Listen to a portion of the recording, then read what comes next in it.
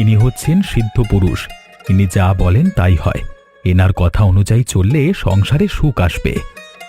মা শোন, তোদের এই ঘরে এসেই আমি বুঝতে পেরেছি তোদের সংসারের ওপর একটা অশান্তির কালো মেঘ ঘনিয়ে এসেছে। শুধু তাই নয়, আমি বাজার থেকে নিতাইকে লাউ নিয়ে ফেরবার সময় ওর মুখ দেখে বুঝতে পেরেছিলাম কিছু একটা গন্ডগোল চলছে। তাই আমি একটা সমাধান দিতে এসেছি। দেখেছো, উনি মুখ দেখেই সবকিছু বুঝতে পারেন। অত সোজা। তা আপনি কি বুঝতে পারলেন একটু খোলসা করে বলবেন কি? তোমাদের ঘরের হারানো সুখ ফিরিয়ে আনতে তোমার স্বামীর আরও একটা দ্বিতীয় বিয়ে হওয়া দরকার। আমি তোমাদের কপাল দেখে বুঝতে পারছি এটাই হচ্ছে তোমাদের বিধির লিপি। এ কাজ না করলে সংসারে সুখ আসবে না এবং সংসার তছনছ হয়ে যাবে। কি বলছেন কি বাবা? এই কথা আপনি নিজের মুখে বলছেন? এমন কথা কি কোনো সাধু বাবার মুখে মানায়? দেখ বেটি, আমি যেটাই বলি সেটাই সত্যি। তাই বলছি, মানতে কষ্ট হলেও কথাটা মেনে নিতে হবে তোকে। হ্যাঁ হ্যাঁ, তুমি আর এর মধ্যে কোনো ঝামেলা পাকিও না তো। সাধু বাবা যখন বলে দিয়েছেন সেটাই হবে। এই অশান্তির সংসার আমি আর মেনে নিতে পারছি না। যে করেই হোক এই সংসারে সুখ ফিরিয়ে আনা আমার দায়িত্ব। তোমার সাধু বাবা যখন তোমাকে বলেই দিয়েছেন, তখন তোমার যা মনে হয় তাই করো। দেখো তোমার কত সুখ ফিরে আসে। দেখো দেখো কাকে নিয়ে এসেছি ঘরে, দেখো। এবারের সংসারে সুখ ফিরে আসবেই। একজনে তো হচ্ছিল না, তাই আমি দ্বিতীয় আরেকজনকে নিয়ে এসেছি। কই দিদি, কোথায় তুমি? আমি তোমার সাথে কথা বলতে চাই। কি আর কথা বলবে বোন আমার সাথে? তোমরা যেটা ভালো বুঝেছো সেটাই করেছো। করার আগে কি আর আমার মতামত নেওয়ার প্রয়োজন মনে করেছো? আহা, ওরকম নাটক করে কথা বলছো কেন? সাধু বাবা তো সবকিছু ঠিক করে দিয়েই গিয়েছিলেন। এর মধ্যে আবার তোমার রাগের কি হলো? আহা দিদি, রাগ করো না। আমি জানি এই সংসারে তুমিই মালকিন। আমি নতুন করে এসে হয়তো তোমার সংসারে অনেক সমস্যার সৃষ্টি করেছি, কিন্তু বিশ্বাস করো, আমি কোনো রকম ঝামেলা করব না। তোমার ছোট বোনের মতো থাকবো, তোমার সাথে মিলে মিশে চলবো। তাই বলছি, দয়া করে রাগ করো না। রাগ করার কি আছে? তোমার প্রতি রাগ করে আর কি করব বলো? যাই হোক, যা হয়েছে সব আমার কপালের দোষ। এখন দরজায় না দাঁড়িয়ে থেকে ভিতরে এসো। হ্যাঁ, এটাই তো হচ্ছে আসল কথা। ওকে ভেতরে নিয়ে গিয়ে সবকিছু বুঝিয়ে দাও। এখন থেকে তোমাদের দুজনকেই তো এসব কিছু সামলাতে হবে। ওর নাম মালতী। হ্যাঁ দিদি, এখন থেকে তুমি মনে করতে পারো যে তোমার একজন বোন আছে যার নাম মালতী। দিদি দিদি, চলো, আমি এই সংসারে সব কাজ দেখে নেব তোমার সাথে। হ্যাঁ, এসেছো তখন দেখতে তো হবেই। ঠিক আছে, অনেক দূর থেকে পরিশ্রম করে যখন এসেছো, আপাতত ঘরে এসে বিশ্রাম নাও। কেষ্টদা, বলি বাজার কেমন চলছে তোমার? কি আর বলবো ভাই, ভালোই চলছে। ওই যেমন চলে আর কি। বাজারের কথা বলি আর কি করে আলাদা করে, কখনো ভালো কখনো খারাপ, এই মিলেমিশে আছে। কিন্তু গ্রামে যা শুনছি তা তো বাজারের কথা আমার মাথায় উঠে যাচ্ছে কলা। কোন কথা বলো তো দাদা? আরে আমি এতদিন বাজার দর হয়ে এই বাজারে অনেক উত্থান পতন দেখেছি, অনেক গুজব শুনেছি, কিন্তু আমাদের নিতাই যা কাজ করলো সেরকম তো কোনোদিন শুনিনি এ তলাটে বাবা। কি, ওর দুটো বিয়ের কথা বলছো তো? হ্যাঁ হ্যাঁ, তাই নিয়ে গ্রামে গঞ্জে বাজারে হাটে একটু কথা হচ্ছে বটে। তা হবে না? এমন কথা তো শুধু কানেই শোনা যায়, আজকাল আর কোথায় চোখে দেখা যায় বলতো? হ্যাঁ, তবে আমি একটা কথা বলবো কেষ্টদা, নিতাই কিন্তু নিজে যাই হোক আর ওর দুটো বই ভালো। হ্যাঁ, থাক থাক, অন্যের বউকে সবার ভাল লাগে বাবা। বেটা চারিদিকে শুধু বউয়ের বড়াই করে বেড়াচ্ছে, মুখে বড় বড় করে। হ্যাঁ হ্যাঁ, এইদিকে বেটা দুটো বউ নিয়ে ঘুরছি, আর আমাদের কপাল একটাও নেই কলা। উপরওয়ালা সত্যি কাউকে দেয় তো কারোর উপর দেয় না, আর কাউকে দেয় না তো আর দেই না, একটাও দেয় না কলা। হ্যাঁ, তাই বলো? সেই জন্য তো তোমার কষ্ট হচ্ছে। তবে না গো না, অন্যের বউকে ভালোবাসার কথা নয়, কিন্তু আমি দেখেছি ওরা দুজন মিলেমিশে কাজ করে ঘরে। আরে আসার পর দিন থেকেই দুজনের মধ্যে কেমন ভালো মেলামেশা হয়ে গেছে। আজকালকার দিনে সাধারণ মানুষ একে অপরকে সহ্য করতে পারে না, আর ওরা তো সতীন। অন্য মেয়ে হলে দেখতে এতক্ষণ সংসারে আগুন লেগে যেত। তাহলে বলছিস আমাদের হাম্বড়াই নিতাইয়ের বউ মানে বৌভাগ্য ভালো? হ্যাঁ, সেই ভাগ্য বেশি দিন ভালো থাকবে না। কি বলছিস কি? এই তো তোকে দেখে মনে হলো তুই খুশি হয়েছিস ওর দুটো বিয়ে করাতে। এটা গ্রামে যা ইচ্ছে করে বেড়াবে সেটা আমি মেনে নেব না তো। একদিন এই কাজের নমুনা ওকে দেখিয়ে দেব। হ্যাঁ, মেরে যদি আমি ওনার ঠ্যাং ভাঙতে না পেরেছি না, তবে আমার নাম গদাধর নয়। এই হাতে আমি মাটিতে যেমন ফসল ফলাতে পারি, তেমন কারোর পা ভেঙে হাতে ধরিয়েও দিতে পারি। হ্যাঁ, কি বলছিস কিরে তুই? কথা ধর, এমন ভাবিস না। যত যাই হোক কারোর ক্ষতি করতে নেই। ওসব কথা রাখো তুমি। অত ন্যায় বিচার মাথায় রেখে চললে কাজ করা যায় না। দরকার হলে তুমি থাকো তোমার ন্যায় বিচার নিয়ে, আর আমি চললাম আমার রাস্তায়। বেটা লোক দেখানো পিরিত আমি শেষ করে দেব যত সব। হ্যাঁ, কিরে ভাই, আজকাল দুটো বউ নিয়ে তো সুখী আছিস বল? তুই কি এটা বলবার জন্যই ভর সন্ধেবেলায় আমার রাস্তা আটকালি? জানিস তো কাজ করে ফিরছি। এখন এসব নিয়ে তোর সাথে বক বক করবার ইচ্ছে আমার নেই। ইচ্ছে কি আর আমার আছে নাকি? তুই একা কাজ করিস আর আমি বসে থাকি? আমিও সারাদিন জমিতে কাজ করেছি, কিন্তু তোর মতো তো দুটো বউ নিয়ে লোক দেখিয়ে আদিক্ষেতা করে বেড়াচ্ছি না। কি বললি? আমি লোক দেখাচ্ছি, আদিক্ষেতা করছি? করছি তো বেশ করছি। আমার দুটো বউ আছে, আমি আদিক্ষেতা করছি। তুইও দুটো বউ কর তোর। তোর মতো চরিত্রহীন আমি নই, বুঝেছিস শালা নিতাইয়ের বাচ্চা? তুই আমাকে ধাক্কা দিচ্ছিস? তোর এত বড় সাহস কি করে হয়? বেশি মুখে মুখে সারাক্ষণ বউ বউ নিয়ে বড়াই করলে তোর কি অবস্থা হয় সেটা দেখে নে। তুই কি আমাকে ভয় দেখাচ্ছিস নাকি? গায়ের জোরে তুই আমার সাথে পারবি? শালা, আবার উঠে কি আমাকে মারবি? সেই অবস্থা তোর আমি রাখবো না রে। তোর পা ভেঙে তোর হাতে ধরিয়ে দেবো আজকে। যা শালা। ভাই, ভেঙে দিল, আমার পাটা ভেঙে দিল। বাবা গো, কোথায় আছো তোমরা? দেখে যাও, বাঁচাও আমাকে, বাঁচাও। কেউ তোকে বাঁচাতে আসবে না এখন। পড়ে থাক তুই এখানে তোর ভাঙা পা নিয়ে। এবারে বুঝবি দুই বউ নিয়ে সংসার চালাবার কত কষ্ট। ভালো বউ পেয়েছিস তো, এবারে খেতে না পেলে আমিও দেখবো তোর মতো ল্যাংরাকে কোন মেয়ে ছেলে মাথার উপর বসিয়ে রাখে। যা তো সব। মরে গেলাম গো বউ, মরে গেলাম। আমার সব শেষ হয়ে গেল। বাবা রে বাবা। ওগো, ওগো, তোমার কি হয়েছে গো? ওরে মালতী, তাড়াতাড়ি গরম জল নিয়ে ছুটে আয় রে। এখানে যে সর্বনাশ হয়ে গেছে। কে রাস্তার মধ্যে ধরে আমাদের মানুষটার পা ভেঙে দিয়েছে একটা। হায় হায় হায়, কি সর্বনাশ, কি সর্বনাশ। হায় কপাল, এ তোমার কি অবস্থা হলো গো? কেন করেছে এরকম? কে করেছে এরকম সর্বনাশ? আমার উপরে হিংসে করে ওই গদাধর আমার পা ভেঙে দিল, কিন্তু আমার এই অবস্থা হয়ে গেল। এখন সংসার চলবে কি করে? শয়তানটা ওই জন্যই আমার পা ভেঙেছে, যাতে আমি তোমাদের নিয়ে সুখে সংসার করতে না পারি। অভাবে যাতে ভিখিরির দশা হলে তোমরা আমাকে ছেড়ে চলে যাও। ও দিদি, ও দিদি, তুমি কেঁদো না। তুমি যদি এরকম ভাবে কান্নাকাটি করো, তাহলে আমি কি করে শক্ত করে থাকবো বলো তো? আর আমরা শক্ত হয়ে না থাকলে এই সংসারটা যে ভেসে যাবে। আমি আর কিছু ভাবতে পারছি না, বড় কষ্ট হচ্ছে।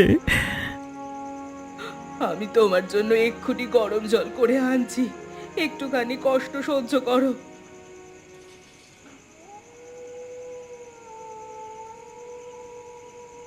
আমাদের এমন কিছু একটা পরিকল্পনা করতে হবে যেটা আমাদেরকে ঘুরে দাঁড়াতে সাহায্য করবে। এই সব কিছু ছেড়ে মুছে আমাদের নতুন করে উঠে দাঁড়াতে হবে। তুমি ভরসা হারিও না গো। কিন্তু কি করবে এই অবস্থায় তোমরা দুজন মেয়ে ছেলে? আমি তো পায়ে উঠে দাঁড়াতেই পারছি না। আমার একটা কথা ছিল দিদি। কি বুদ্ধি তোর মালতী। দিদি, আমাদের ঘরে তো লাউ কুমড়োর কোনো কমতি নেই, আর এই জিনিস বাজারে খুব সস্তায় পাওয়া যায় এখন। চলো আমরা দুজন মিলে এই লাউ কুমড়োর ঝোল বানাই। আমরা দুজনেই তো ওই রান্নাটা খুব ভালো করেই করতে পারি। ওই যে সেদিন করেছিলাম, খুব ভালো হয়েছিল না? তারপর কি করবে? ভালো তো, যেটা বলছে সেটা আমি বুঝতে পেরেছি। তারপর আমরা বাজারে গিয়ে বিক্রি করব। ঠিক বলেছিস রে মালতী, একটা আয়ের পথ খুলে যাবে। কিন্তু এখন আমাদের এই মানুষটাকে সব থেকে আগে সেবা করে সুস্থ করতে হবে। উফ বাবা, খুব ব্যথা করছে। উফ। কাকিমা, তোমাদের কি হয়েছে গো? এটা কিসের দোকান দিয়েছ? খুব সুন্দর গন্ধ বেরোচ্ছে তোমাদের খাবার থেকে। তুই খাবি পাঞ্চু? এই নে বাবা, খা। শুধু কি পাঞ্চই খাবে বৌমা? আর আমরা কি বাদ যাবো নাকি? আমাদের খেতে দেবে না? হ্যাঁ, আপনাদের সবার জন্য আছে। আপনাদের জন্যই তো আমরা এত কষ্ট করে দোকানটা দিয়েছি। আমাদের মানুষটার পা ভেঙে যাওয়ার পর থেকে এটাই তো একমাত্র সম্বল, আর আপনারাই একমাত্র ভরসা। তাই দয়া করে আপনারা খেয়ে জানান যে কেমন লাগছে। দাও দাও, আমরা তোমাদের এই বিশেষ লাউ কুমড়োর ঝোলের গন্ধ পেয়ে তো এখানে এসেছি। কাকিমা, খুব সুন্দর হয়েছে গো। কি মজা, কি মজা! এমন সুস্বাদু, এমন সুন্দর খাবার তো আমি কখনো খাইনি। সত্যি বলছি বৌমারা, আমি একটুও বাড়িয়ে বলছি না। এমন সুন্দর সুস্বাদু খাবার যদি তোমরা চালিয়ে যাও, তাহলে মানুষের ভিড় আরো বাড়বে। তা আমার বড় সুন্দর লেগেছে। এই উৎসাহটাই দরকার ছিল আপনাদের থেকে। এবার থেকে দেখবেন আমরা রোজ এমন ঝোল বানিয়ে আনবো শুধুমাত্র আপনাদের জন্য। বেশ বেশ, আমরা সবাই খুব আনন্দ করে খাবো। কাকিমা, আমি কিন্তু তোমাদের দোকানে রোজ খেতে আসবো। আচ্ছা বাবা, তুই রোজ আসবি। তোদের সবার জন্যই তো এই দোকান, কোনো চিন্তা নেই। একে তোমরা, আরে আমি তো তোমাদের বিয়ের কথা বলেছিলাম, আর তোমরা দুজনে মিলে এখানে ঝোলের দোকান দিয়েছো। হ্যাঁ, ঠিক বলেছেন আপনি। আপনি তো আমার স্বামীকে দ্বিতীয় বিয়ে করার বুদ্ধি দিয়েছিলেন, তাই তো? আমাকে ক্ষমা করো মা, আসলে তোমাদের বলতে লজ্জা নেই যে তোমার স্বামী আমাকে দ্বিতীয় বিয়ে করবার জন্য অনেকবার বলছিল। শেষ পর্যন্ত আমাকে অনেক টাকা দেয়, তাই আমি তখন টাকার লোভে ওই কথাগুলো তোমাদের বলেছিলাম। আসলে তখন আমার প্রচণ্ড অভাব চলছিল, সেজন্য আমি টাকাটাকে না বলতে পারিনি। এমন কাজ হয়তো আমার করা উচিত হয়নি। না না, ঠিক আছে সাধু বাবা, এই নিন আপনার ঝোল। মালতী একদম ঠিক বলেছে। আপনি উল্টে ভালো কাজই করেছেন। আমি প্রথমে আপনার ওপর রাগ করলেও এখন আপনার ওপরে একদমই রেগে নেই, বরং খুশি হয়েছি।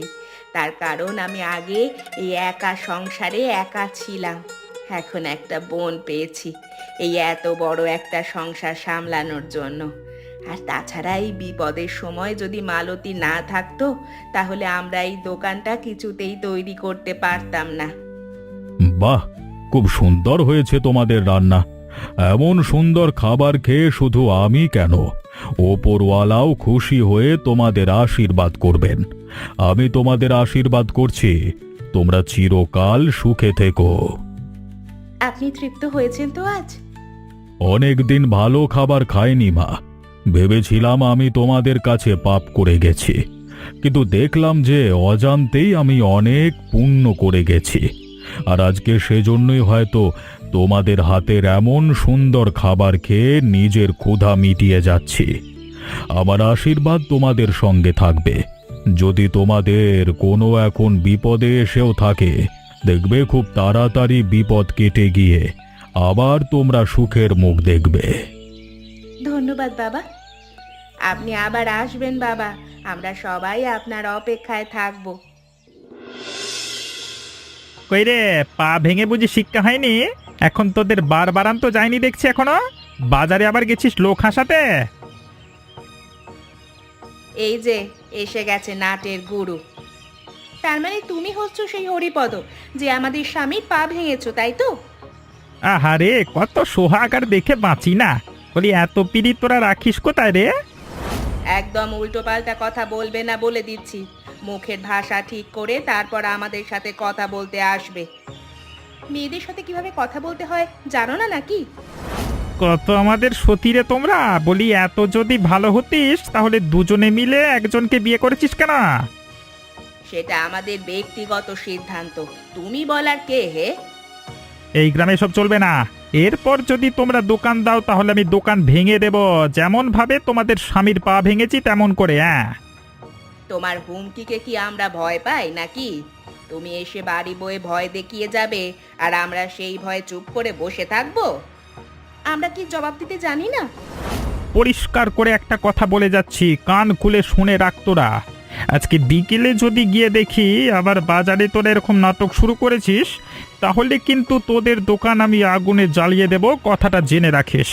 তাই আজকে ভালো মানুষের বেটির মতো ঘরে থাকবি। আজকের পর থেকে ঘরের বাইরে পা রাখবি না, হ্যাঁ? কিছু একটা ব্যবস্থা করতে হবে লোকটার। আর অপেক্ষা কেন দিদি, চলো চলো, এক্ষুনি বেটাকে একটা উচিত শিক্ষা দেব। ওরে বাপরে, মরে গেলাম রে, মরে গেলাম, ওরে বাবারি, আমাকে মেরে ফেললো, মেরে ফেললো। এবার বুঝেছিস তো মজা? আমার স্বামীর পা ভেঙে দেওয়া, আবার আমাদের দোকান ভেঙে দেওয়ার হুমকি। কেন, আমরা তোর কোন পাকা ধানে মই দিয়েছিলাম? হ্যাঁ, ও গো, আমি সাঁতার জানি না গো, আমি ডুবে যাবো, বাঁচাও। তুই ডোব, তোর মতো পুরুষ মানুষের ডুবে মরাই উচিত।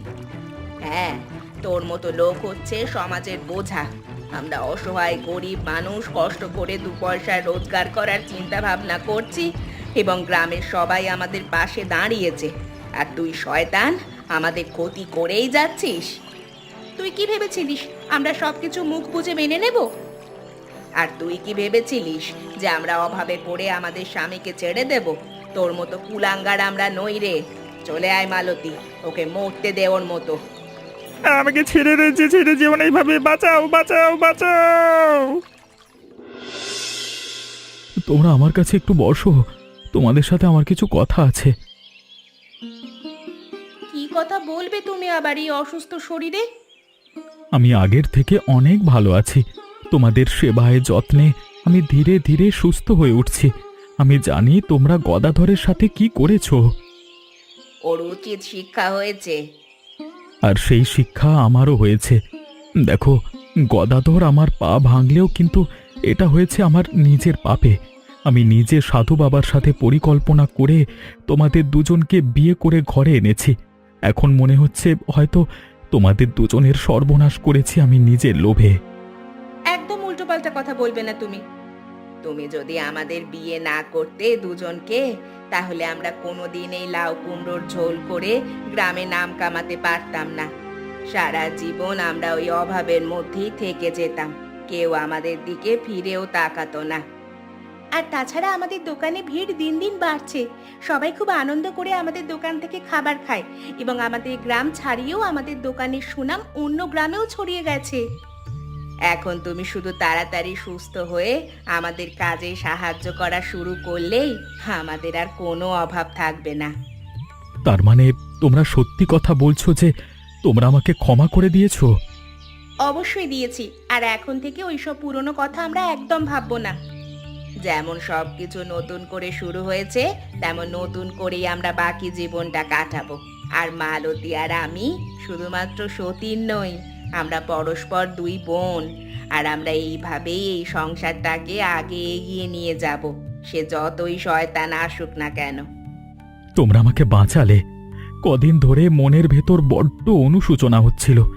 এখন মনে হচ্ছে জীবনে অন্তত একটা সিদ্ধান্ত ঠিক নিয়েছি। বড় ভালো লাগলো আজকে তোমাদের কথা শুনে। আজ তোমার জন্য আমাদের লাউ কুমড়োর ঝোল আছে। এখন আমি অনেকটাই হাঁটাচলা করতে পারছি আগের থেকে। চলো, আমি আজকে উঠে গিয়ে তোমাদের সাথে একসাথে বসে খাবো। আর এভাবেই আমাদের জীবনে আবার সুখ ফিরে আসবে। কখনো কখনো ভালো মানুষ সঙ্গে থাকলে নিজের লোভে করা ভুলও ঠিক হয়ে যায়, আর শয়তানদের শাস্তি হয় ওরকম ভাবেই পানা পুকুরে হাবুডুবু খেতে খেতে। আচ্ছা, তোমরা বলতে পারবে ওই শয়তান গদাধর প্রথম কার কাছে আমার 2 বউকে নিয়ে চুগলি করেছিল? উত্তরটা কিন্তু তোমরা কমেন্ট করে জানিও। আর আমাদের চ্যানেলটা সাবস্ক্রাইব করে আমাদের সঙ্গে থেকো এবং আমাদের গল্পটা কেমন লেগেছে জানাতে ভুলো না কিন্তু।